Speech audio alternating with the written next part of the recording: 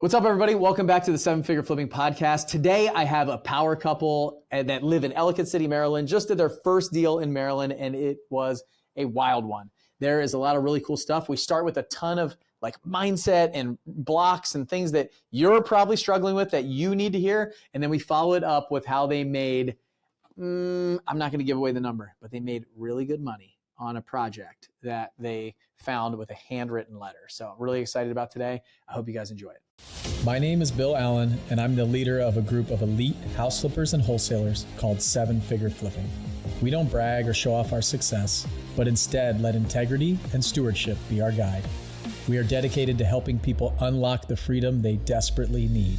If you ask other real estate investors, they will say to keep your secrets quiet. But we believe in abundance, not scarcity, and that's why we are the elite. We are Seven Figure Flipping, and this podcast is our playbook. What's up, everybody? I got another deal breakdown podcast. I'm really excited about this one. And I've been talking to this couple for the past few weeks about some financials and things like that. And they've had some recent success in their real estate business, which I'm really excited to talk about because I know they've put in a lot of hard work. So I know if you're listening to this right now, you're probably putting in a lot of hard work and effort, and you might not be seeing results. But I hope that as we talk through this today, you're going to realize that you're just right there. Like you just got to keep going and keep going and keep going and just find that strength to take that one next step. And you never know what's going to be created from that step. I remember when I was getting started, it took the wholesaling, my first deal, it took me 4.5 months to get that first one under contract. And most people give up at month like 2 or 3 or 4. And had I done that, I wouldn't even be talking to you right now. I don't know what I'd be doing. I'd probably be flying some helicopter for Boeing or something like that, or Airbus, or Boeing doesn't have a lot of helicopters, but I'd be a test pilot doing something. I would have given up on my real estate career and just stayed in the military, retired, and done something else. But that last month and a half, that belief change was massive for me. And I bet we're going to hear some of that today. So on the podcast today, I've got Kelli and Sugato Bhattacharjee. Woo! Did I screw it up or did I get it? Perfect. Bingo. Yeah. Okay, nice. I did a little practicing beforehand, just in case you're wondering. But if you see the spelling on the name and you watch the video, you are not going to know how to pronounce it, I don't think. So I'm slightly impressed with myself. I can't screw the rest of the podcast up now. So Kelli and Sugato, how are you guys? I'm so happy to have you guys on the show. Great. Thanks for having us. It's an Absolutely. honor. Thank you. Well, hey, tell me a little bit about each of you and maybe some background, how you found yourself here in the seven-figure flipping world and in real estate. Yeah, my background is in finance. I have an undergrad in finance, and then I have my MBA as well. And so I really love investments and money management and that sort of thing. And truthfully, I have been wanting to get into real estate for probably over 10 years, fair to say. And every time I was bringing it up to Sugato, it just didn't feel like the right time. Would you say that's true? And he just wasn't really interested in it. And then finally, after this past summer, I brought it up again. He said, maybe we can look into it. And I thought, that sounds like a yes, like we're doing it then. So I was all in then. So when you showed some interest at this point. And so that's when we joined 7F. And, but that was as a result, actually, because I met virtually Keith Meals. You might know him through ClickFunnels. So we're Facebook friends, and he's the one that told us to read your book. And so I bought the book, read the book, and then you read the book as well. And decided then to go ahead and join with you after that. Cool. Well, hey, Sugato, before we get to you, I want to ask Kelli something. So Please. 10 years you were thinking about doing real estate. Like, how did that bug start? How did that start like 10 years ago? Honestly, like I just always, even before I got married, like was always watching, MLS listings before I even had money to buy anything, and just always wanted to have property. And we had talked about like, maybe getting like a condo in Florida or something like that, and then renting it out. And like I said, I was constantly coming up with different options for us, and he just wasn't feeling it, to be honest. And it's just, I love real estate for the fact that, one, it's a great way to diversify your finances. Secondly, you can do really well with it if you know what you're doing. And like I said, I just always have had an interest in other ways to, invest our money. So I just have always honestly had an interest in it. Well, with a degree in finance and an MBA, Was real estate something that came into your schooling and was taught to you throughout that time or any of that? Or was it all very much like securities? It was all pretty much securities, mutual funds, stocks, bonds, that sort of thing. But not a lot with real estate. And I don't really even have any family members or anybody that does it, but it's just something that I just knew that if you did it well, that you could do very well with it. And also, you and I have spoke before, I want another way to diversify our investments because I felt pretty uneasy with being so heavily weighted in the market. And so as we started investing even more in the last few years, especially, I expressed concern that, we are so overweighted, and that made me nervous.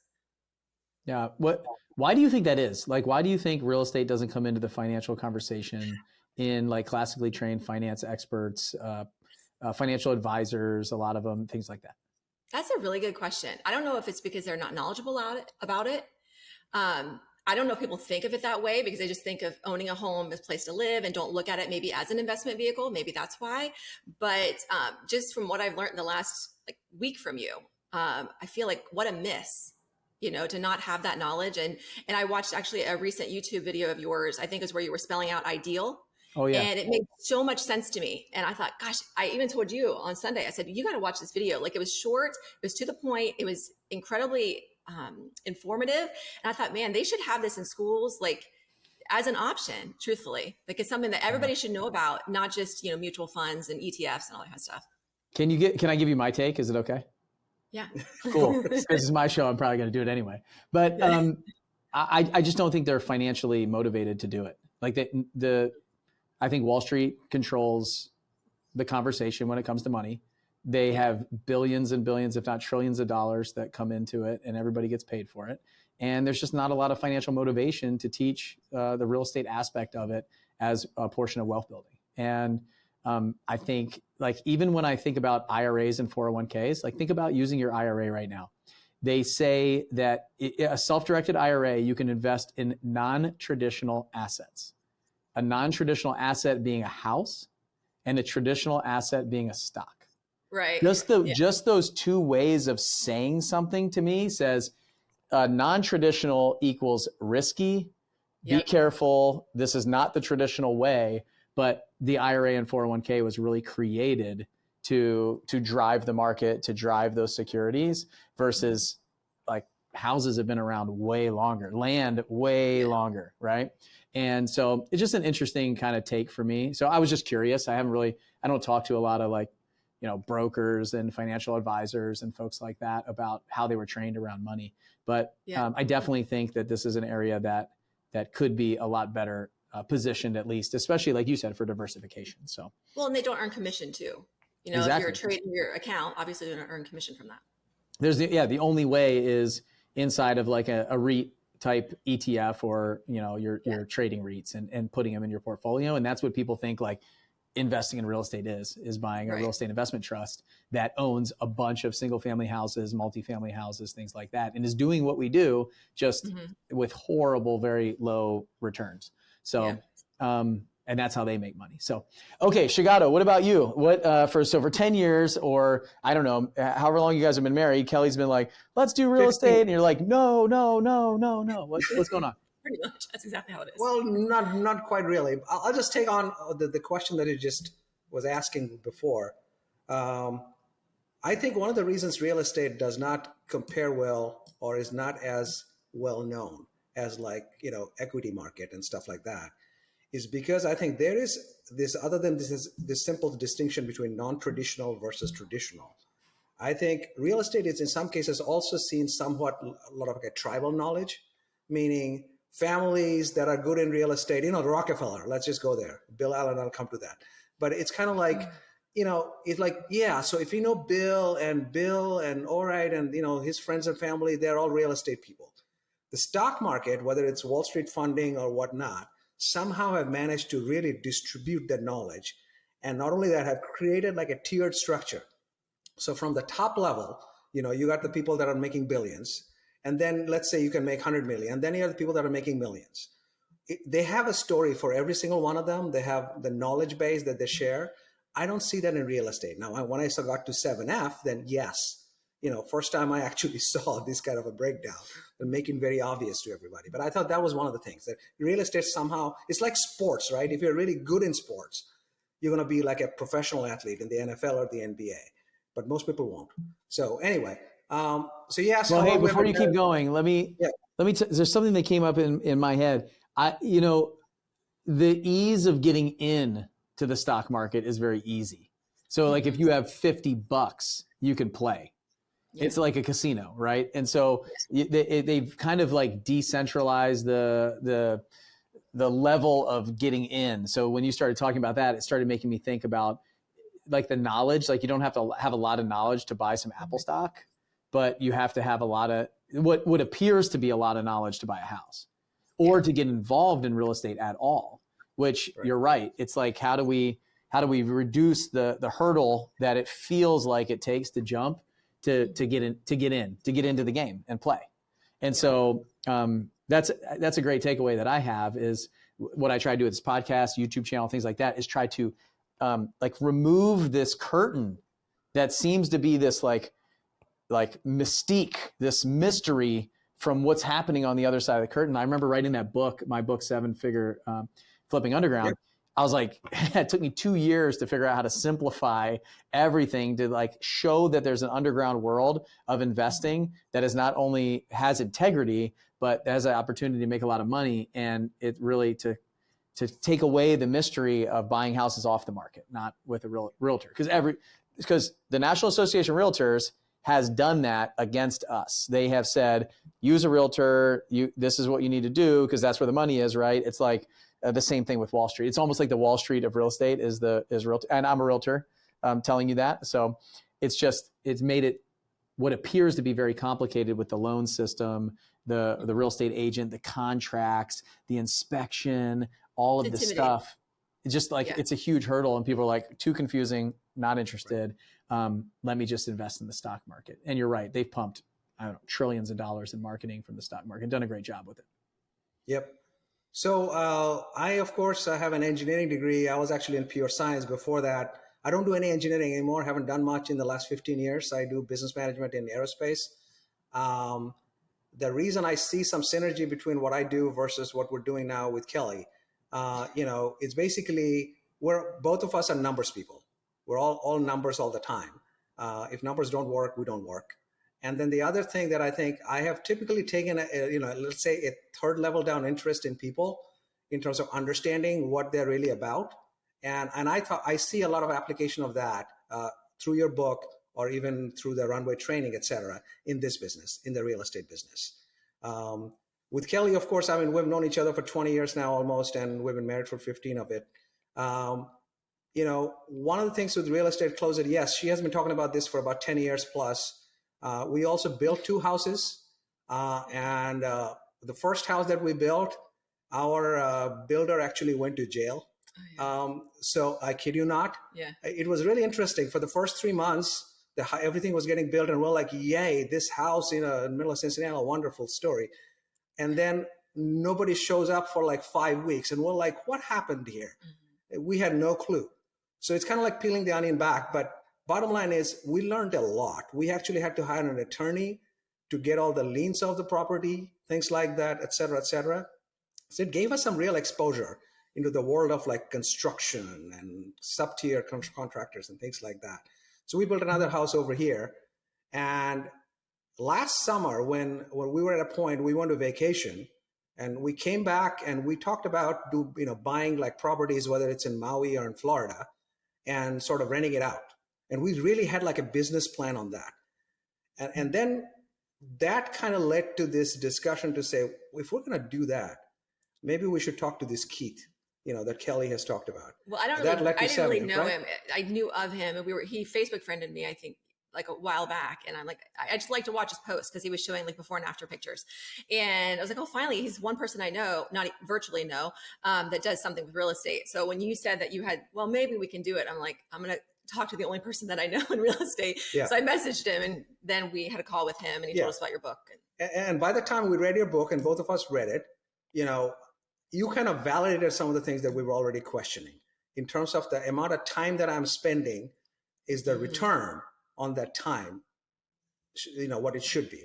And by the time you said, do you want more free time in your book? You talked about building wealth, that you actually can do more than what you think you are doing today. All those things were checking out for us. It was like a confluence of a convergence of decision making. So by the time, late August came last year, we're like, talk to 7F, see what happens. Yeah. Awesome. So you brought up something very interesting. When somebody gets the bug to learn more about real estate investing, usually what they do is they talk to the person that they know who's doing it. And so, and not just real estate investing, but real estate in general. And so it's really important. I think your story could have gone the opposite direction had you talked to a realtor or had you talked to somebody who was like sour on investing.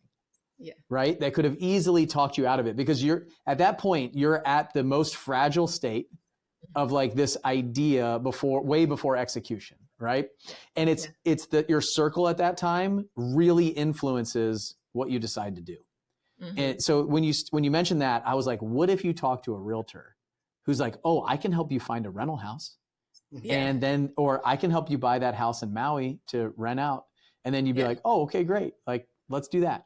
And your direction and path comes back to that person. So the reason I say that is because if you're listening to this and you're thinking about getting started, like the seed has been planted, it's just a tiny seed and it needs to get watered.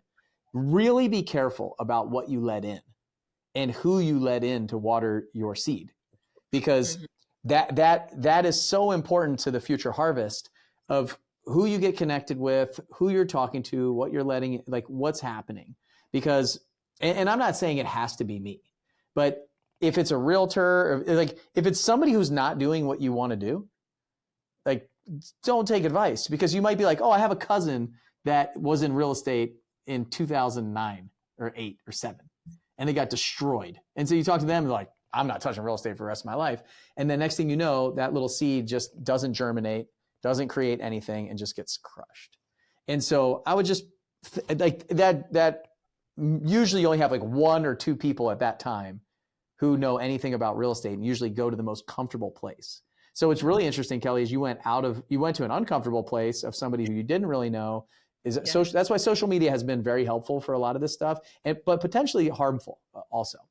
And so I always recommend people try to find somebody who has what appears to be a similar, like a similar kind of culture and character and those kind of things that you have. Ideally has an outcome that you're looking for, and you can really see through the garbage, like the social media filter of what like social media it does. It like shows the highlight reel a lot of times, and find somebody and really ask them like, how hard is this? How difficult is it? Like, what are some of the setbacks that you've had? What should I be worried about? Those kind of things, and really just kind of understand it, as opposed to, because everything's not sunny in the real estate world all the time, which I'm sure we'll get to. So really try to find somebody who has the life that you want. And if you want to be an investor, don't talk to a realtor that doesn't invest. Even if a realtor works with investors, talk to an investor. If you want to be a realtor and you want to be a high performing realtor, somebody that does a lot of deals, find and talk to a realtor as close as you can get to somebody who's doing a lot of deals, and really ask them what that's like. And so that's the best advice I can give, because I thought it was cool. The only person you knew was somebody on social media who you didn't really have a background with, but you were found friends on there and found a similar interest. And then, fortunate enough for me, he recommended the book. And not only that, you guys bought it and read it, because there's a lot of people that buy it and don't read it. There's a lot of people that don't buy it. There's a lot of people that don't take that next step. And I say all the time, like the hardest thing, it's hard for me to sell the book. It's even harder for me to get somebody to read it. Yeah. So, okay, let's talk about this deal. You guys ready? Ready. Okay, Kelly. So I'm sure like the day after joining 7-Figure Runway, you got your first deal. Is that right? Not close. No, not at all, actually. Is quite the opposite. So we joined actually the first day of school. So it was like August the 28th. I didn't join actually until I knew how my son's first day of middle school went, because I wanted to make sure everything was good there before I committed to something like this. But anyway, so I spent the first like month and a half or so just doing the trainings, and you were also doing them when you had time, and then started cold calling and realized it was going to be it was going to be pretty intense and going to be a lot of work. And thank God for people like Lindsay Arco, who were incredible with coaching, and Adam, of course, but who, like I said, just were incredibly insightful, especially when I was getting frustrated because I was making all these calls and oftentimes I wasn't even getting anybody. And when I was, and I was trying to talk to pre-foreclosure people. And so I was also learning about the pre-foreclosure process and that sort of thing. And just trying to refine my script and stuff too. It was a lot of work. We didn't get our first deal signed until like 5 months later, 6 months later. So definitely it was not right away at all. And we had to pivot at one point as well. And we had learnings on the way. Sorry, Bill. No, go ahead. No, I said, and we had learnings on the way. So for example, after the first couple of deals, we quickly realized that one of the reasons we were losing in some of these offers was partly because none of us were real estate agents. The commission was, screwing up the number. And having a GC made us like that, more expensive. Some of the burdens that we're putting on the deal that we, in a very competitive area, that was clearly something. We were close, just not close enough. Well, we did have a couple of. So did you know that you were learning at the time? Like, did you feel like you were learning sure. and growing, like seeing progress, or did you feel like you were kind of stuck or frustrated? For the most part, I would say the first couple of months, like I felt like I was making some progress. I would go to accountability and they're like, you're doing great. And that was very helpful because, as an entrepreneur, a lot of times you feel like you're doing it all by yourself and nobody maybe really cares how things are going. And I know you were really busy. And so there's only so much that my 12-year-old really wants to hear about real estate. So, accountability was really helpful in that respect. And also, like I say, just to keep me motivated. But it also became to a point where, like I say, I was probably calling for 3.5 to 4 months and with we'd made some offers, we'd had some visits, but no verbal confirmation or anything at that point. And I remember I was getting really frustrated. It was right after Christmas. And, I think Adam posted in Facebook, like, I've got a little time tomorrow at 6:15. Anybody want it? And I was like, I gotta freaking talk to him because I gotta know what in the heck am I doing wrong? I feel like everybody's saying you're doing all the right stuff, Kelly. It's going to work. You just got to stick with it, which I was, and I wasn't going to not stick with it. But I also was like, what? I'm doing something wrong. There's a miss here, whether it's my script, whether it's who I'm trying to talk to or something, but I should be getting more traction, I felt like. So then I talked to Adam and he's like, Kelly, you need more leads. You need to widen your funnel. That was incredibly impactful because he was exactly right. Because I then started to incorporate probate leads in there too. So that gave me another source and more than doubled the prospects that I could reach out to. And so that was a game changer. But like I said, I didn't get to that point until I was calling for a few months and I was like, what is going on? Then after opening the funnel, then we had a couple verbals come. Actually, we had one verbal that, that we thought for sure we were going to get and didn't happen. And then, which was a heartbreaker. And then next week later, should I tell? Anyway, so there was a gentleman that had committed that he was in pre-foreclosure and he was like, Kelly, we've talked for a couple months. I don't want to sell my house, but if I have to, it's going to go to you. You've been so nice. And I've loved talking to you, like all the things. Right. And I was like, and I told you, I'm like, he's going to, because, he's made verbal confirmation that he's going to sell us his house. He knows he can't afford it. And, he'd also text me that he's, Kelly, happy holidays. If I have to sell this, it's going to go to you. Like we were really in communication. So I'm like, this one's going to be the one, like it's going to happen for us. Right. And then, I saw that his house, I was just going back through following up with some leads and I saw his house was up for auction. I'm like, oh my gosh. And I felt bad because we had talked so much. He's in his 70s. I just felt really bad. So I was like, I got to call him. I got to tell him. He probably doesn't know. And so I call him and he was like, oh yeah, Kelly, I was going to call you. I had to hire an agent because I just don't really know what I'm doing. I was like, what the heck? What happened the last couple months, And this came on the back of losing the Lothian house the week before on my birthday, nonetheless. And because it's such a horrible birthday, but it was. And so then when he freaking lied, basically the next week, I had a little bit of a breakdown, right? Yes. And you're like, take a step back, Kelly, take a step back. And I'm like, no. I mean, I'll take a break for 15 or 20, but I'm coming back. But that one hurt because he was like, Kelly, I just had to hire an agent because I just didn't know what I was doing. But it was so nice talking to you over this time. I'm like, thanks. But that, of course, led to the conversation with Adam telling us both, I think, sellers are going to lie to you, Kelly. And I was like, and I told you, I said, but words of affirmation are like one of my primary love languages. So like when you tell me that, I'm like, I believed you. But anyways, I didn't tell him. I'm like, okay, well, good luck to you. But having those 2 losses like back to back, that's when I kind of lost it a little bit. And I think had a call scheduled with Lindsay that week, like that Sunday. And she was like, just again, encouraging, like, you're doing all the right stuff. It's going to happen.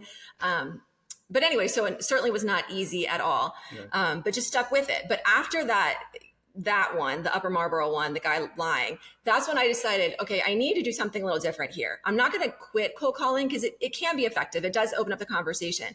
But I was just like, I need to talk to each of these people personally. And I told you, I mean, we did do some driving for dollars, and I'm not opposed to that, but that's not scalable and that's not efficient, especially for my life right now. So I told you, I said, I just need to get to them. Like, I'm not even making contact with these people a lot of times. Like, I'm leaving messages at best, and I don't even know if they're on the right phone numbers. And I said, well, I literally was just thinking, like, how can I talk to them personally without actually going to them? And that's when I started doing the handwritten notes. So that kind of came as a result of kind of those losses and then having a bit of a major breakdown there. So. Okay, well, this is real talk, everyone. So that was a like timeline, right? Multiple kind of, we're so close, we've got it. And then it's like almost like this contract that you think is coming gets ripped out of your hands, shredded, torn up, and burnt on fire at the same time. So I know exactly how that feels. And this isn't to somebody who's done this for years. So like if a seller does that to me now, it's almost like I just expect it.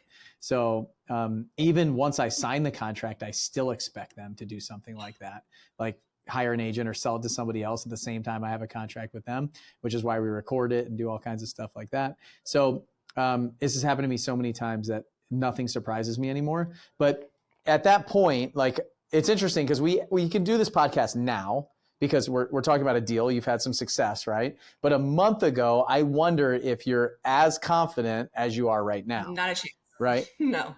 Not a chance? Yeah. So go ahead. But I think not as confident, but we never really thought of quitting. Because to answer your earlier question, we were learning continuously. We both were, and I kid you not. I mean, I think the 7F between Adam and Lindsay and all this, the Sunday morning coffee calls. Lindsay, I mean, they were giving us actual nuggets to implement, learning from the experience that we just had, and next time we didn't make the same mistake, or we did what was supposed to do, and that helped us through these 6 months. I think that was big for us. So we were like, where does that come from? Where does the not quitting gene come from in you guys? Well, I even told you, even the day that I had the breakdown, and you're like, Kelly, take a step back, like get away from this for a minute. And I said, what did I say to you? I'm never going to quit this because I know I'm going to be successful at this. Yeah. I've said that to you multiple times, and not in like arrogant, like I'm an amazing person or something, because that's not necessarily true. But like, just because I have a blog, I've grown a business, I've had some success, I've also had failures, and so what? I fail. Keep it moving. Like that's not that I'm going to fail at some of this, and that's okay. Right. Where'd it come from? Just dealing with tough stuff and having some level of success, I think also helps. Yeah. I think, we both of us didn't serve like you did, but I think we have had some trainings in our personal life in dealing with adversity. For sure. And it's kind of like, okay, so just shut up and get on with it. Yeah. So we and both of us, when we met, and we kind of quickly saw some of that. We're very tough. And 20 years down, we're still doing that, I guess. But and that's something, I can say that we will complain for about an hour, and then we will be like, all right, let's see, what are we going to do? And that helps. Yeah. Doesn't mean we're special. So it's probably like the lack of victim mentality, and just the level also that I think I see and hear a level of commitment that I don't often see in other people, is like that you committed to do something and you're all in on it.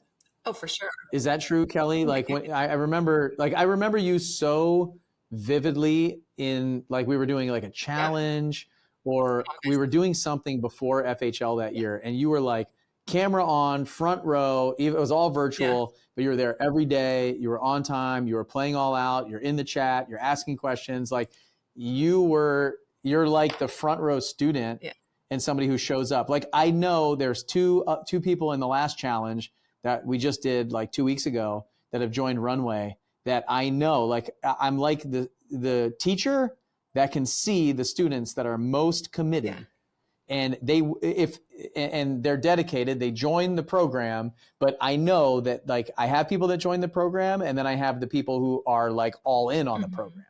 It's like two different things. And to be perfectly honest, we get people that quit the program. Like it's not like everybody just stays for years and years and years. They quit on themselves. They're not all in on it. They didn't make the same commitment as you did, and other people have in the past. And so I'm curious, like, how important do you think that was? And like, where did that come from? Was it a commitment to yourself? Is it a commitment to us? Like, what does that look like for you? Both, to be honest. Like I said, when Sugato had mentioned that, when you said, yeah, maybe we can get into it, I took that as a green light. We're going full on. I'm joining whatever mastermind I have to join. I don't care what the cost is. Like, we are doing this. And so, yeah, I was all in on this, and knowing that you really weren't at this time just yet, because you had work commitments and stuff and weren't going to be able to commit to it. And, but I didn't care. I'm like, you said you were fine if I spend the money and if I pursue this. And so I was like, then I'm doing this. Like, this is my shot. Like, I'm finally doing this. So yeah, I went to the challenge. I didn't necessarily know I was going to join right away, but I knew I was going to join at some point, even before I even did the challenge. Just based on, I kind of stalked you for a while, like on social, and watched a lot of your stuff, hopefully not in a creepy way, but I just wanted to absorb as much as I could about the community and things. And so I was in the free Facebook group and just trying to get comfortable with some of the contacts, things that were shared in there. And so, yeah, I mean, I definitely was all in. And once I joined, I wanted to do it not just for myself, not just for us, our family, but then of course I wanted to show up for the group too.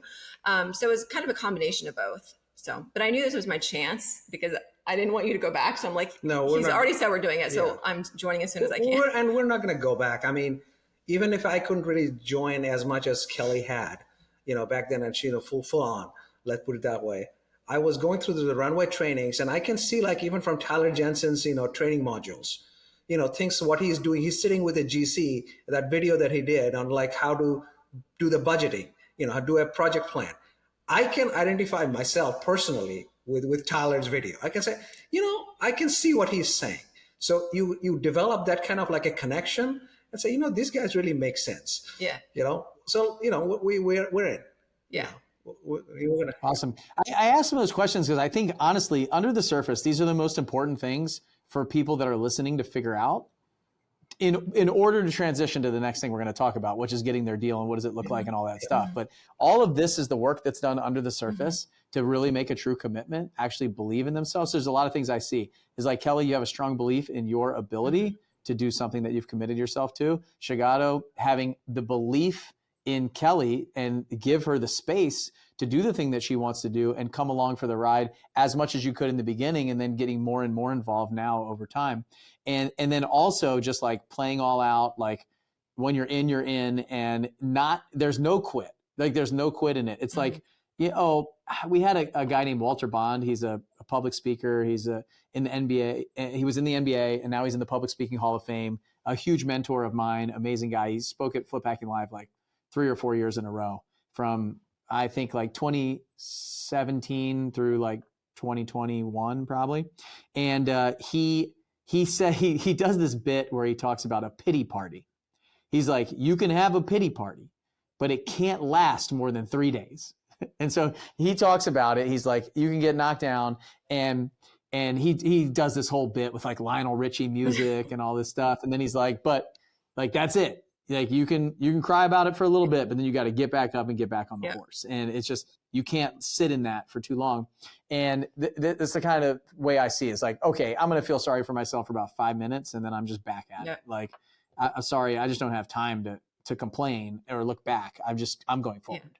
And I think that's where really successful people lie. And a lot of it, like you said, you might have had some things in your history, some struggles, some things that you've overcome that have allowed you to go faster. Like over time, it's not about stopping, because we're always going to stop at some point. It's about like speeding up the start again. like not stopping for as long, Yeah. and we're just shortening and shortening it. So it's like stop stopping, but if you do stop, just make it a really short period of time. I also think that my skills align with this. In fact, when I called my mom after we did our wholesale deal, and I was talking to her on the phone about it, and she didn't know what any wholesaling is or anything like that. So I'm trying to explain what exactly I did, and she was like, "Well, Kelly, that sounds like you." Like negotiating and trying to, she's like, that sounds like something you would really love. She's like, I would hate doing it, but I can see why you would love it. So, when you mentioned that, I'm still not 100% sure that my parents know what I do. I don't know. They've been to my events and they come to the, so my dad's been there. He's been on stage with me. He retired me at our last multifamily event last year. And I'm not 100% sure that they know like what a wholesale deal is or what I do. So, okay. You guys are in Ellicott City, Maryland. Mm-hmm.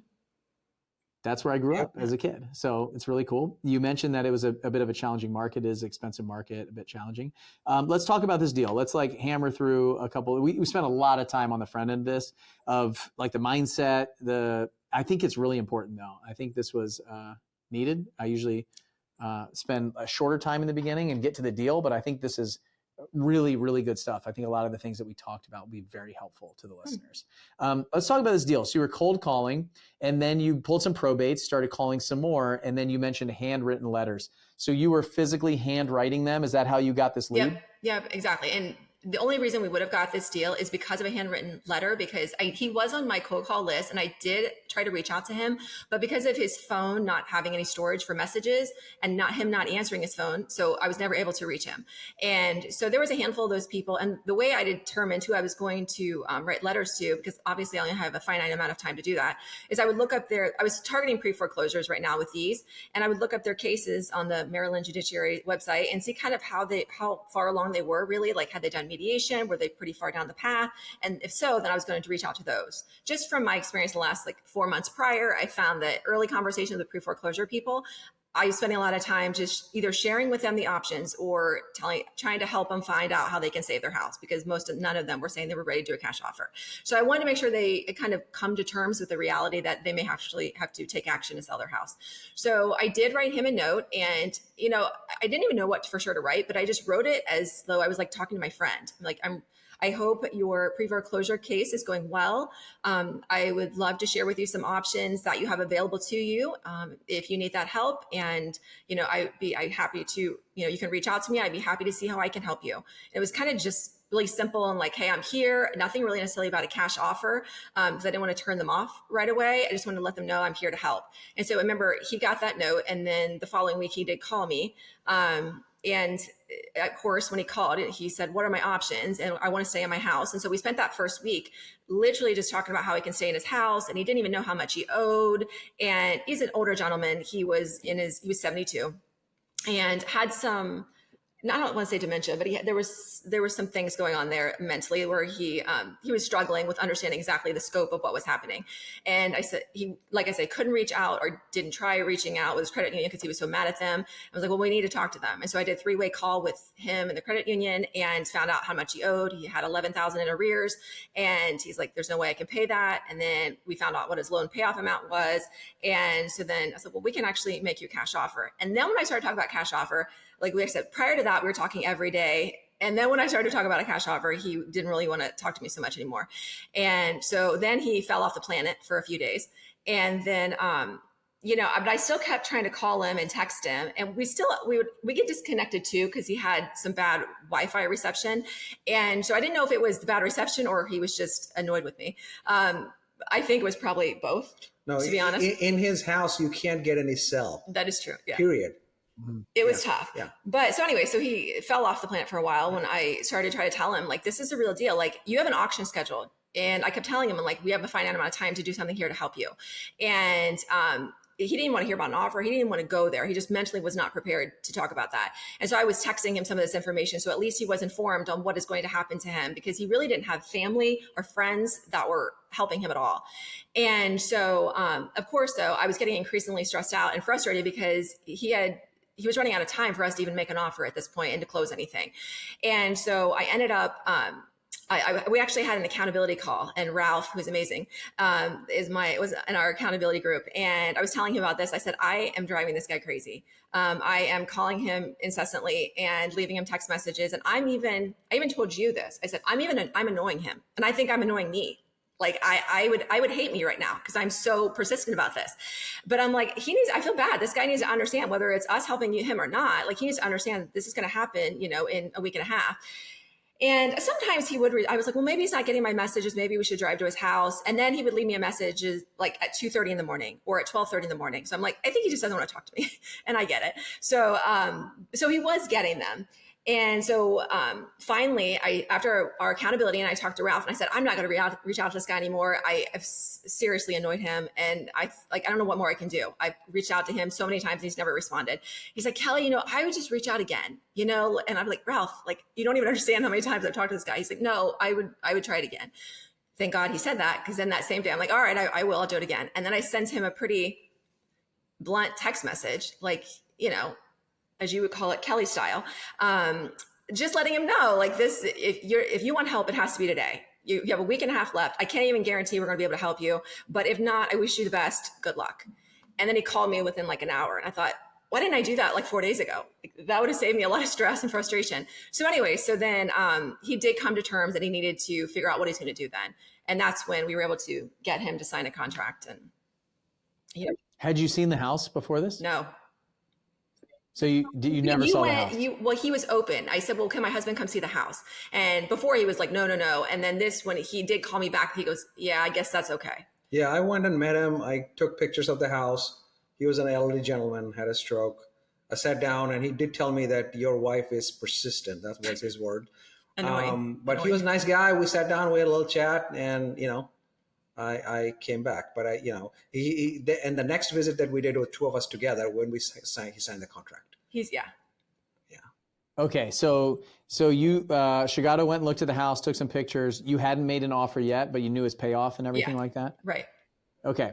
And so how did that go? Was it very much like, this is our offer, and he's like, fine? Yeah. Was there any negotiation back and forth? No. It was pretty straight up. And he said, you guys look like nice people that, it's going to go well or something. Yeah, absolutely. So, and he looked relieved. He looked relieved, yes. Yeah. And then Kelly got his bank on the phone. Well, I didn't want to leave him because I knew getting in touch with him was nearly impossible. Right. And so when I was there and he signed the contract, and it was like 4:00 on a Friday, and I'm like, just wait. I talked to the credit union. I said, we're going to try to get a contract today. And he said, they're going to be there till 5. And so I did a call on speakerphone with him, and then with the credit to stop. Well, no, they weren't going to guarantee that they're going to stop the auction. But they said, send us a contract. We'll take a look at it. We'll let you know early next week. Okay, so that's great. I think that's a great tip for anybody that's listening right now that could be in this situation. If you got an auction, this was an auction that's a week and a half away, in contact with the bank, they really could care less. The asset, was it worth more than what was due on it? Like, could they have sold it at auction for higher, possibly? Not much. It wasn't in great condition. Not much. Close. Okay. So they probably don't want the house. However, it's just a process, right? So you can get an opportunity to stop the auction potentially. But like, if you buy the house and close on it and pay everything off, like some of the hardest times is actually getting the payoff statement, finding out what's in arrears. They could just drag their feet and not tell you what it is. Yep. And that's some of the hard parts about it. So I think all of that work that you did ahead of time is really important. Getting him on the call, that was really, really smart. Did somebody tell you to do that, or you just think? No, I'm like, you're not leaving until we call the credit. I'm not leaving until we call the credit union. Amazing. That's like street smarts right there. Great job. And so then from there, got him on the bank, or got him on the phone and said, hey, I got the contract. We'll send it over. You got the email address. We'll let you know something early next week. So what happened? So I followed up with the credit union on Monday, and they had received it and said, well, I'm going to review it with my manager. And then we found out literally it was either that Monday or Tuesday. They said, that's fine. But then they didn't like the closing date. We had asked for I think it was April 17th. Close. And they said, no, that's too far. Which was how far after the auction? 2.5 weeks. 2.5 weeks. 2.5 weeks. Okay, so you were trying to get the auction pushed to give you enough time to wholesale the house and move. Well, not even to No. wholesale it. We weren't even thinking wholesaling because we were thinking flipping. This was a But rehab deal. he needed time because he didn't know where he was going to go, which was a whole nother situation and a half. But he didn't know where he was going to go, and he had a lot of random stuff that he was going to have to work through. And so he wanted to buy more time. And we hadn't even started any of the title work. So I think our title guy said, "Give yourself 3 weeks, Kelly." And so we wanted to push it off till the 17th. And the bank or the credit union was like, "No, that's not going to work. We want it this Friday or whatever it was." And that wasn't no, they said they want it the day of the auction. Like, that's not possible. Okay. I talked to my title guy and he said, no. I said, well, how about the Friday? That gives us couple more days then. Cause it was like on a Wednesday or something. And I said, how about the Friday? And they go, okay, that's fine. But like, it has to be the Friday. And so we found that out. I told the title guy, we're all working towards, that Friday close. We've told the gentleman, like, we're going to set up moving for you. We're going to, do what we can to help expedite this. And it's still a rehab deal. It was still a flip at that point. I'm calling like contractors to say, hey guys, maybe you want to come and take a look at the house. We'll have to start soon, as soon as this thing is signed. So we're like, all systems go. But the hard part in all this was the finding a place for him to go. Yes. That was way harder than I anticipated because, again, he's in his 70s. He really struggled with a lot of things. And so I was like, I'll try to help you. Everything I found he either didn't like. And then I found one that he loved, went and checked it out. I was like, oh, this is great. It's going to work out. This is fantastic. And then he applied for it and he got denied because of his credit. And that was like a few days before all this happened. And you're doing this without any communication, meaning no phone, no internet. So he doesn't know I'm working on this stuff. It's like all physical. You have to be like that. So anyways, and I spent hours trying to talk to like Anne Arundel Department of Housing and Anne Arundel aging department and just trying to find him options. Everything had a wait list of 6 months to like 3 years. And so none of those were an option. Looked at an extended stay. That was more than he could afford. So I was just like frustrated because I'm like, look, all these other things that you maybe could have got into, he didn't want to do, he didn't like. And I'm like, you can't be picky at this point. Did you ever consider your spare bedroom, setting it up? And that's a good idea. That's a solid no. That's okay. It's a no. All right. I mean, they have like, you can rent out a room, you could maybe okay, guess not. All right. We like I was just trying to figure out how far you're going here to make this Although, deal you know happen, what? so. I was getting a little desperate at this point. I'm like, maybe the garage, not the house. You set up a tent or something. It's nice out. It's like springtime in Maryland. Yeah. Okay. So what ended up happening? So he did have a brother who he was able to stay with. His brother had some real limitations physically. So he didn't want to go there with him because he has a lot he was managing. But ultimately, I think he felt good about it because he said he felt like he could help his brother too. And so he went and moved in with his brother and his brother's wife. Okay. And then you got it closed by that Friday? No. Here's the story. This is really the story. This is probably the most interesting thing. So this is where Adam becomes like a superhero. Okay, wait. Before you get there, because I kind of know what happened. What was the ARV on this house when you were like analyzing it as a rehab? 320. 320K? Yeah. Yes, sir. Okay. And how much rehab cost did it need? 78. 78,000 you had budgeted. And what was the purchase price on it? 162. 162. Okay, so 230. That's like a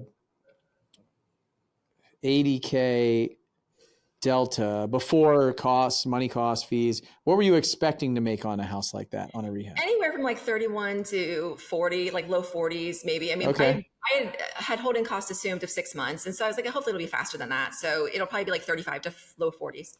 Okay. Yeah. I would say like 40K is what I would see on something like this. Okay. So that was the rehab.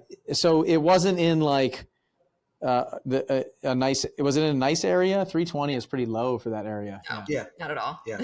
This is not Ellicott City. No. Yeah. This is like Glen Burnie. Yeah. Glen Burnie. Okay. Yeah. Okay. Cool.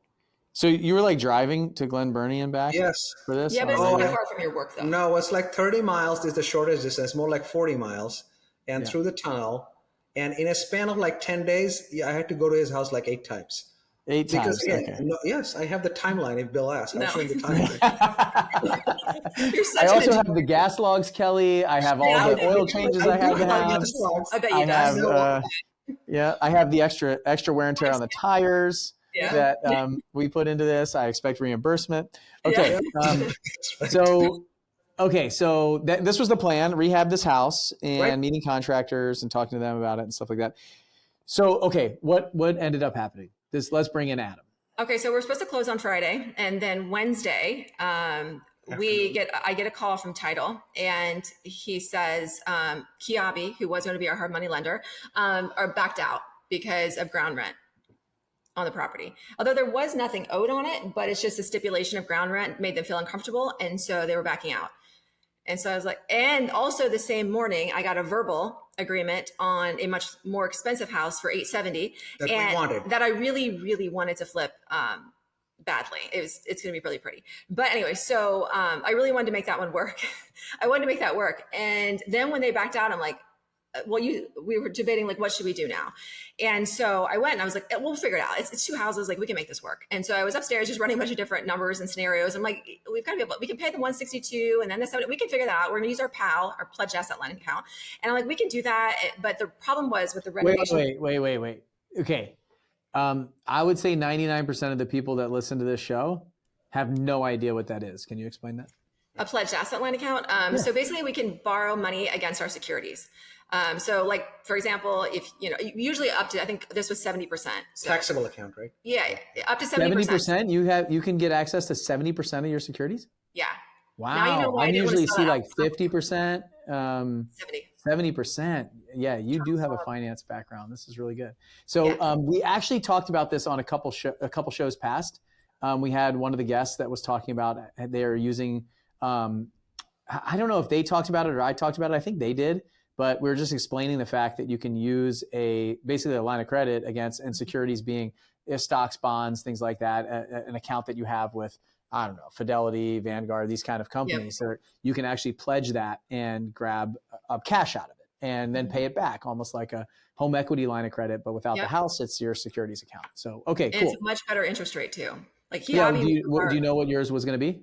Yeah. Kiavi, we were going to do 75%. So we had a 10.5% interest rate with the 2 points, but on the PAL, we could do it at 8.71. I think 8.72 at the time. And now it's 8.71, but it's basically like the SOFR rate and some other like rates that Charles Schwab has. But anyway, so I was like, I really want to use that money. It's cheaper money. And so we're going to maximize that account out. And I thought, there's got to be a way we can figure it out. I said, there's a way we can do both. There's got to be a way we can do both. But I kept running the numbers and doing them both at the same time. I told you, I said, gosh, that's tight. Like, that makes me feel really uneasy because the rehab on the 870 house was significant, right? Like, It was over 100,000. It was for sure. It was like 150, I think. Yeah. So I was like, oh gosh, that's a major renovation. Plus we're going to do 75% on that one too. So I was like, gosh, that's going to be it. I was getting kind of frustrated. I told you, I was really optimistic when we first talked, like, we're going to figure this out. Like, the numbers are going to work. It's going to be fine. Now, truthfully, could we have made it work? Yeah. Without, wholesaling. If I had to sell securities, I didn't want to do that. I didn't want to pull money from another account. I just didn't. So I told you, I said, look, we can maybe do a HELOC. I know people do that. And you were not feeling that. He was not interested in doing that at all. Correct? You were going to do a HELOC in like 5 days?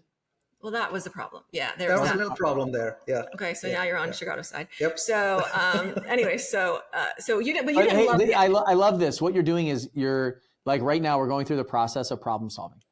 That's what's going through my head. It's just option. Like, what next? And this is how you win the game. It's just, okay, problem, solution. Nope. It's working. It's not working. And you're just trying to look at all of the options. And this is what business is. This is what success looks like. It's about trying to figure out the path and multiple paths and then just killing them. Nope. Here's 3 viable options. Let's look and see which one we think is going to be the best. Make the best hypothesis, take the best action, and then move forward with that educated guess that we think this is going to be the best route. For sure. That's exactly what I was doing. Is I would literally on paper, I'm like, it's going to work out. The numbers are going to work. And then they weren't working. And I was like, that's not where I want to be. So anyway, tried to do that. And he didn't want to do the HELOC. And like I said, probably not feasible, but I was just trying to find options. And I remember in accountability, somebody was talking about a business line of credit. And I told you, I said, I just don't know anything about it. I can't even apply for it and get this, like, it's just not going to happen. And so that's when I was getting frustrated. And I looked at you and I said, I'm going to try to wholesale this. And I thought for sure you were going to be like, here's 20 reasons why that's not going to work, Kelly. And you didn't. You were just like, okay. And so I said, but I don't have a buyer's list. I don't even know what wholesaling, I mean, I have a general idea of what happens there, but like, I don't really know what you really do. And I didn't even know if we could even do it for sure. But I told you I want to try to wholesale this. And you're like, all right. So. And the only thing that I knew at that point to answer that question was I knew there was a line in the contract that said the contract was signable. And I said, okay. Yeah, but you agreed. You said, we don't know for sure. Like we knew that was in there, but like we'd never done this. We were going down the flipping path. And so then when I made that decision, I pivoted. I'm like, okay, I'm committed to this. Let's see if I can do anything in the next few days or not. And then then we might have to look at other options if not. And how many days are left on the contract to closing? This is Wednesday afternoon. Oh, with Wednesday, we're supposed to close on Friday. Yeah. This was 2 days before closing? 2 days before closing, when the bank wanted it to close. 2 days. 2.5. Yeah. I had to maximize that. Yeah. Like it was okay. So anyway, I said, so quickly, I said, well, I'm just going to build like a landing page on the back end of our WordPress site and nothing fancy, but I've looked at a lot of wholesaler pages and they're not anything elaborate. And so you gave me the photos you had taken and threw up a little description of the house. And I didn't even know how to price this stuff, but I was looking at another wholesaler that I kind of watched their stuff anyways and kind of see what margins they were kind of shooting for. And so it was like 83% of ARV. A lot of times was like their asking price plus their renovation. And so I was like, all right, so let's go with that. So I did that and literally like, we're not even kidding, I think it was like 2:30 in the afternoon on Wednesday. And I took like an hour and a half, made this landing page, threw it out on Facebook and the different groups I'm in and on the local RIA's WhatsApp group that I'm in. And then within like a few hours, we had our offer. So you had it under contract for 162. What did you put it on that WordPress site that you made it we for? asked for 215. 215. Whoa. Yeah. That's like 53,000, 53K. Okay. And you mentioned earlier that you built a blog. So that's how you know how to build this stuff on WordPress? Yeah. I mean, right now, if you go to our website, it's just right now I just have the homepage done. I need to build the other pages, but I mean, it's a homepage. But I just say that because there's probably a lot of people who are like, wait, what? Right. Like, how does she know how to do that? So you have some history and experience with that. You didn't have to like find somebody and hire them and negotiate it. It would be done like 2 weeks later. And then on that site, did it say it has to close on Friday? Like we have to close in 2 days? I said I needed all offers by 9 a.m. Friday. So I didn't say then, but I didn't even know a time. I didn't even know how much time to give them because I didn't know if I'd have anybody interested. So I'm like, let's just say Friday at 9. Okay. So what happened? You got, you say you got an offer by that afternoon? That evening at like 6:30, I got an email. Well, she messaged me and she was like, hey, I'm going to send you an email with an offer. And they were pretty aggressive. Like they buy a lot. They do a lot of volume. And so you recognize them? No, but she was a Facebook friend of Adam's. So that made me feel better that she was legit then.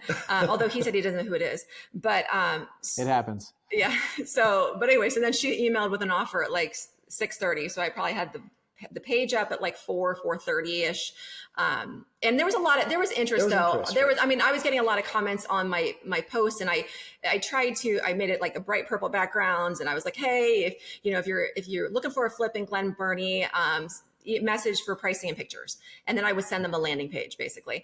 And then, we had some really that's important for me to emphasize here. You did not put it there for them to see it. You created intrigue. You did what I call marketing.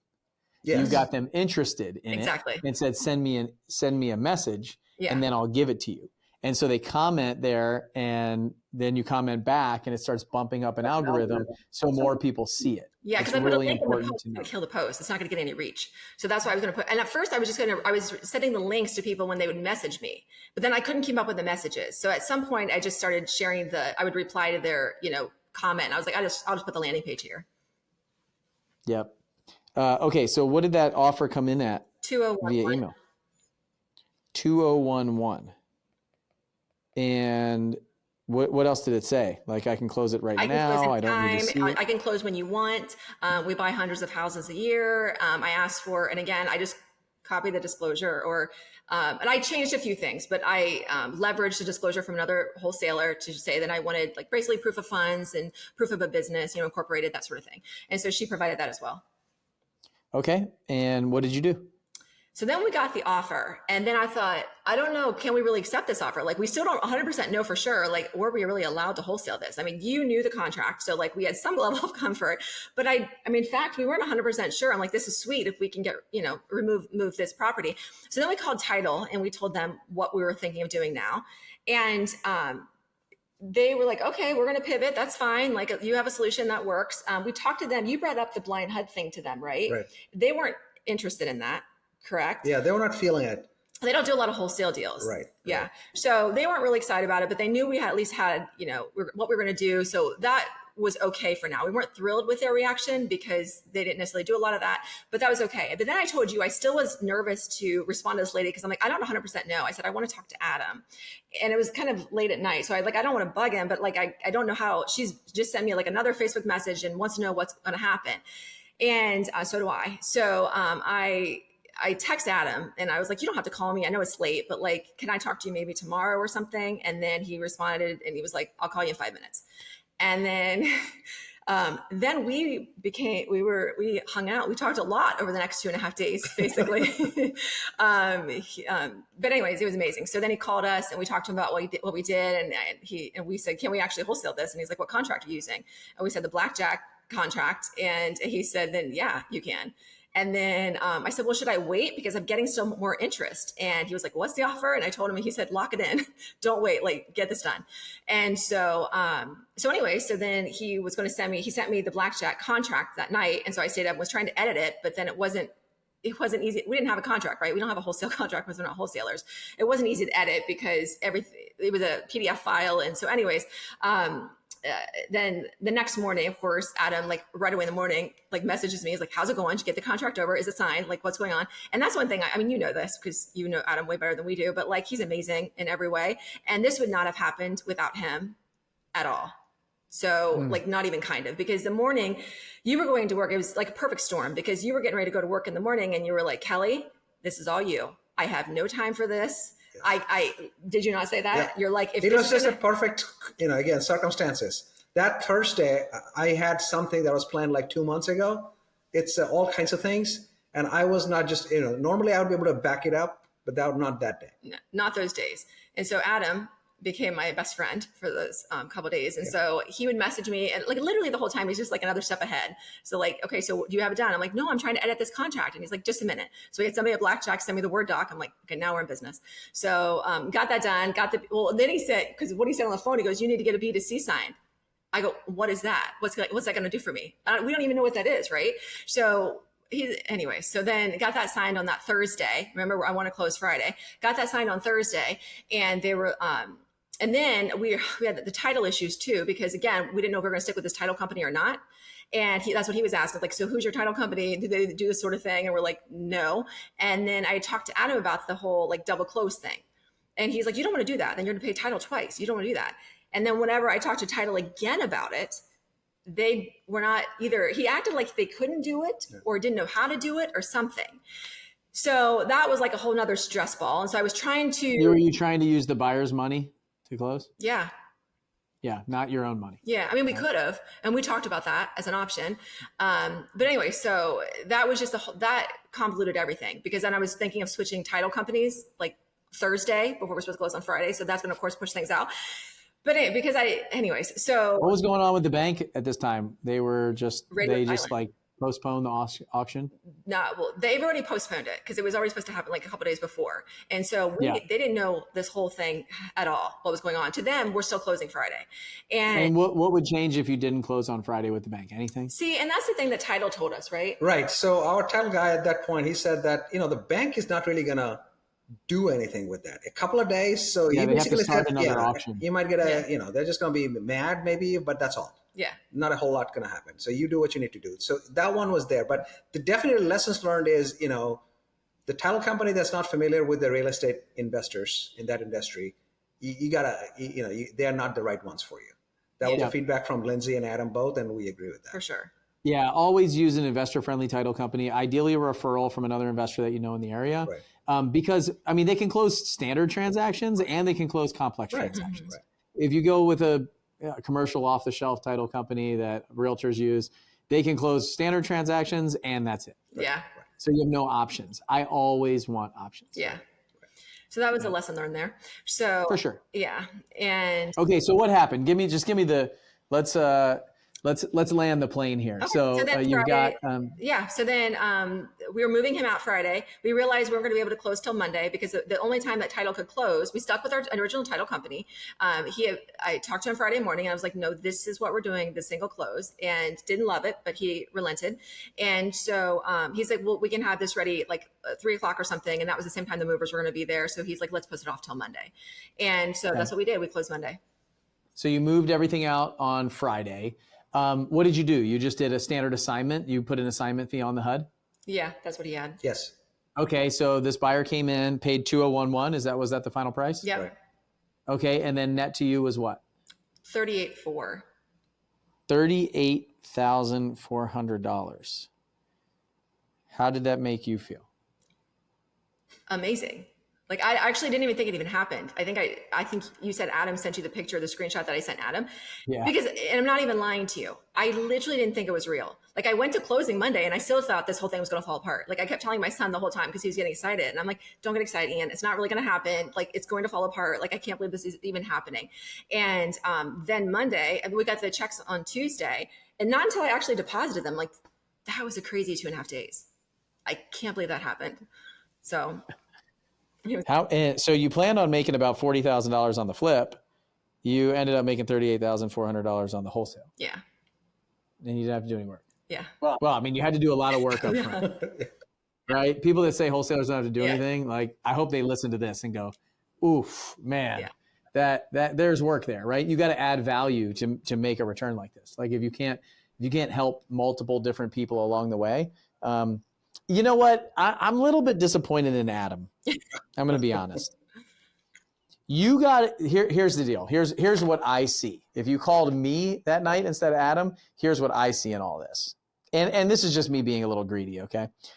You sent it out for $215. You have so much interest that you can't even respond to the messages fast enough. And you get an offer at 201.1 and he says, lock it in. It was $215. I would have been like, I'll take it off the market at 205, but not at 201.1. Like I just sent this to 100 people. Mm-hmm. I can't even keep up with my Facebook Messenger right now. You want to take it off the market? Give me a 205. We'll call it a day. I'm not gonna lie. That did cross my mind, to be totally honest. But there was just so much going on. I was just happy to. I know, but come on, listen to this. She sent you an offer, and then she followed up with a Facebook message after, going, "Where are we with this? Where are we with this?" Like.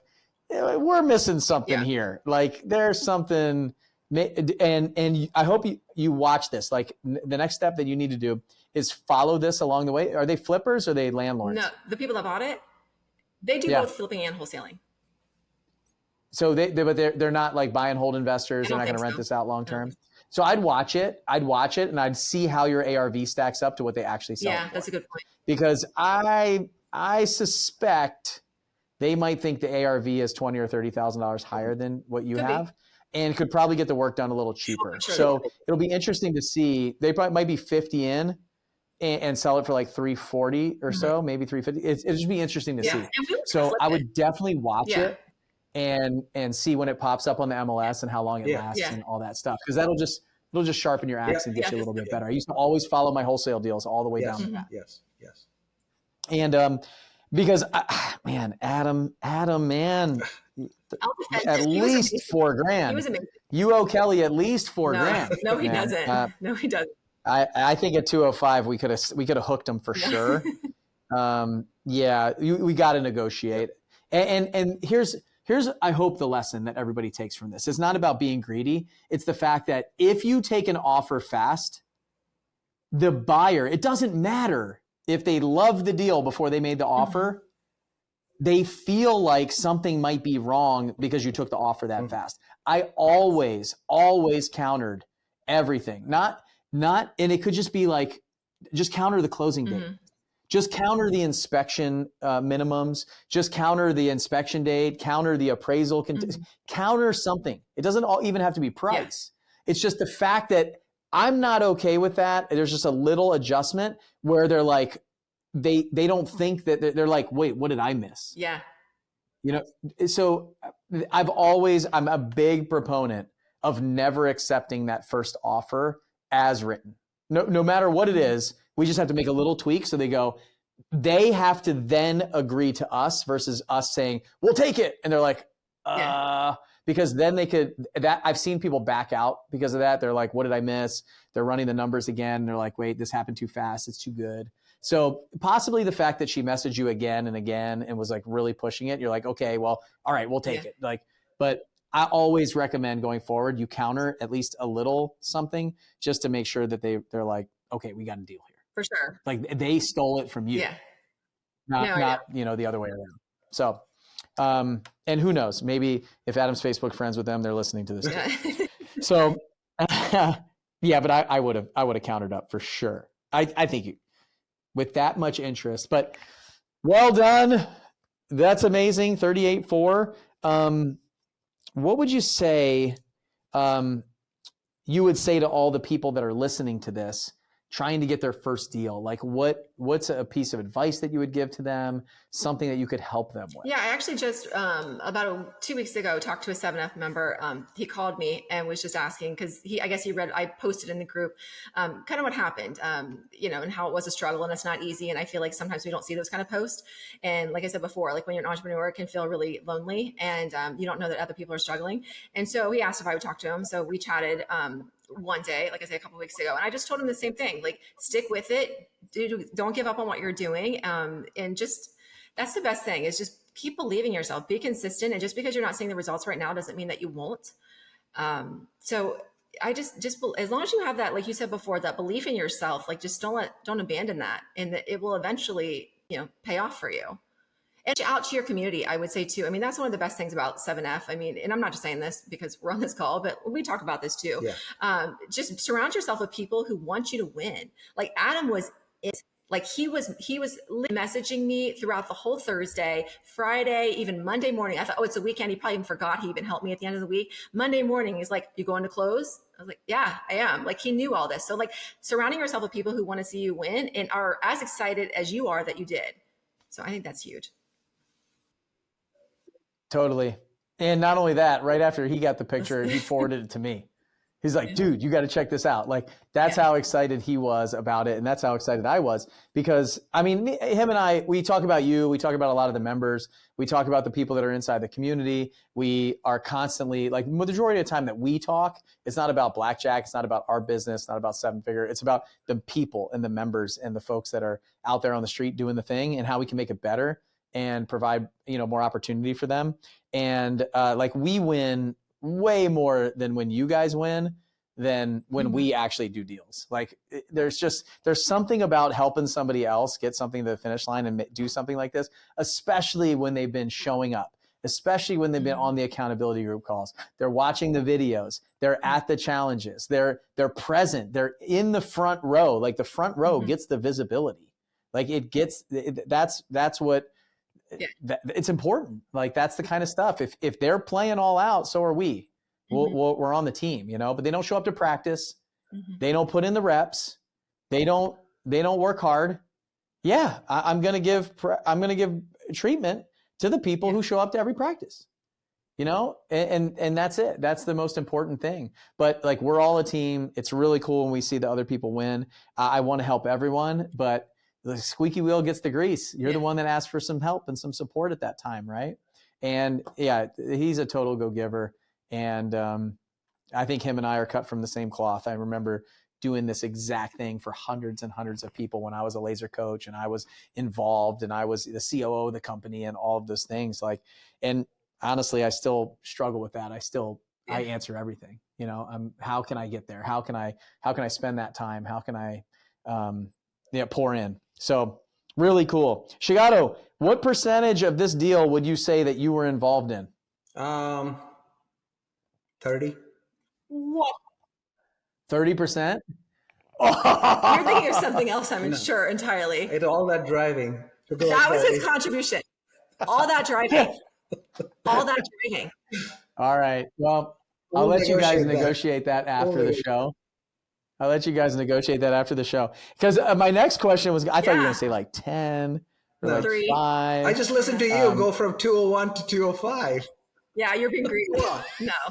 he's starting high. Yeah. He's starting high for the negotiation. Because the next question I was going to ask you is, are you guys splitting this $38,400 check based on 70-30 then? If you want to spend it, I said, put it back into business. This is what we're doing. We've got to grow the business. No. All right. Well, I'll leave you guys on a Monday evening to chat on that one. Your 12-year-old son, 12 years old, right? So he didn't want to listen to mom for like the 5 months of you talking about nonstop real estate, but it sounded like when the check was coming for almost $40,000. No, he's a rock star. Like he is my cheerleader, to be honest. Like I think whenever I joined, I think it was Megan I talked to early on whenever I was signing up for 7F, and she's like, is Sugato like your biggest cheerleader or your biggest support? And I'm like, that's my son. Like Ian, everybody needs an Ian, I swear. Like he's just, anytime like I would get yelled at on the phone or something, he'd be like, Mom, you're none of those bad things. You're the best mom. I love you. Like just building me up. So no, he is there the whole time. That's awesome. It sounds like you got a lot of cheerleaders around you and cheerleaders are guys and girls. So you got a lot of support, which is really cool. And I'm sure from everything I hear and see from Sugato's body language, he is a total supporter of you, even though he thinks eight trips to the house. Right? 33, I think. No. Well, I'm glad you guys have a sense of humor. What are some of the things? Okay, we got to wrap this up. We've been on this call for a long time. It's an amazing podcast. But what do you need? Like, what can I help you? There's a lot of people that listen to this. We'll send the email out to a lot of folks. What do you want to let people know? Maybe there's people that you want to wholesale some deals to, or you're looking for deals or money or something like that. Like, what is your best commercial to the folks at the end of this show if they want to, find out more about you, or like, how can I use the platform? Obviously, if there's any leads that you have in the Maryland area, of course. But of course, I need to work on my buyers list. So if you're in like buying properties in Maryland specifically, definitely message me, Kelli with an I, at wecarebuyshomes.com, and let me know you want to be added to the buyers list. That's probably the best thing. Yep, and then maybe We Care Buys Homes, WECARE. BUYS homes.com. And I would say if there are anybody that wants to invest with us, we're always welcoming those. Just reach out. We'll be happy to tell you more exciting stories about how we can close deals for you. Yeah. Awesome. Well, I'm thankful to know you guys. I'm thankful that you're here. And I've just had great conversations with you, and I really appreciate being an opportunity for you guys as well, growing your investments and things like that. So I knew from the second that you were engaging in the community, Kelli, that you're going to be an awesome part of it if and when you decided to jump in. And so I'm really thankful that you did. And Sugato, I'm thankful to have gotten to know you a lot better over the past few weeks. So I had an awesome time. I think we could talk for another 2 or 3 hours on the show, but everybody doesn't want to listen to us argue over what percentage Sugato deserves of the $38,400. So, all right, everybody, if you're interested in getting involved with us, the best way to do that is to go to 7figurerunway.com, the number 7figurerunway.com. And if you are a investor that's done hundreds and hundreds of deals and you're regularly doing more than 10 deals a year, you can still fill out an application there, but you'll be kind of in our altitude program, which is a higher level program. But the best place to go is just there, 7figurerunway.com. Check it out. We've got an event starting Wednesday and Thursday for our altitude group here in Spring Hill, Tennessee. And then Friday and Saturday, we have our runway program. Those programs are available live and virtual. So we do a virtual stream of those. We do breakout sessions for the virtual folks that can't make it. But I love getting together with our community. So tomorrow I have a lot of our 7-figure alumni coming in for the first time. We're doing an awesome alumni event. And then the rest of the week I have Altitude and Runway. We have a charity event, a lot of really cool stuff going on this week. It's like my favorite week. It's like my birthday week, Kelli, but good birthday. This is going to be like a good, fun birthday week for all of our members. Just celebrate it with your 40K. Come on. All right. Have a great day. I love the show. This was a really fun one. Thank you guys for both being here. I really appreciate it. And I'll see everyone on the next podcast. Bye.